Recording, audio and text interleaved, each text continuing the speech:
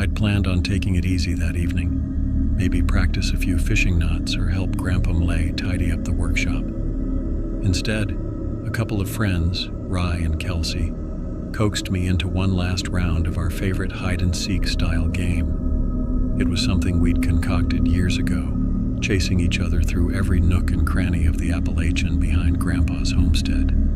Funny how you can grow up around these hills and still feel like you've barely scratched the surface of what's out there. The house sits at the base of a ridge that rises into dense hardwood forests. Grandpa always said the land has its own memory, that every gust of wind and snap of twigs might be a signal if you listen closely enough.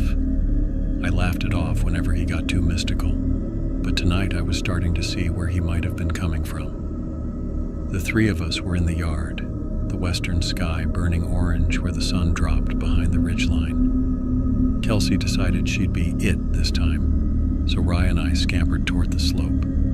We both had camouflage jackets, more fashion statement than functional gear, but I like to think it helped us blend in. The plan was to outsmart Kelsey by moving uphill.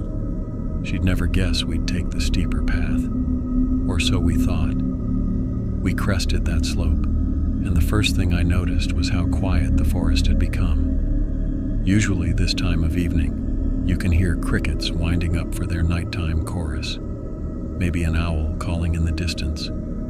That night, it felt like everything paused, waiting. Rye and I tucked ourselves into a shallow dip in the ground, just behind a line of scraggly bushes. We had a clear view of the yard, though it was getting dim. Kelsey's flashlight beam danced across the grass below, and we congratulated ourselves on the perfect hiding spot. All we had to do was lie low until she gave up.